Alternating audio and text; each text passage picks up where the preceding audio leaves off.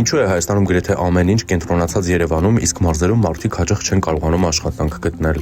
Հայաստանում այսօր ձևավորվել է վտանգավոր անհավասարակշռություն։ Մեր տնտեսությունը դարձել է մեկ քաղաքի տնտեսություն։ Պաշտոնական տվյալներով տնտեսական ակտիվության ավելի քան կեսը, բիզնեսների մեծ մասը եւ բարձր վարձատրվող աշխատանքների հիմնական մասը կենտրոնացած են Երևանում։ Իսկ մարզերում գործազրկությունը հաճախ հասնում է 15-20%-ի։ Շատ համայնքներում երիտասարդները մոռացել են աշխատանքի մասին։ Արդյունքում մարդիկ գնում են այնտեղ, որտեղ կա աշխատանք։ Ինչ է տեղի ունենում դրա արդյունքում։ Երևանը գերբեռնվում է, գյուղերն ու փոքր քաղաքները դատարկվում։ Երկիրը չի կարող զարգանալ մեկ քաղաքով։ Պետությունը հատուկ քաղաքականություն պետք է վարի, որպեսզի բիզնեսը, արտադրությունը տարածվեն ամբողջ երկրով մեկ։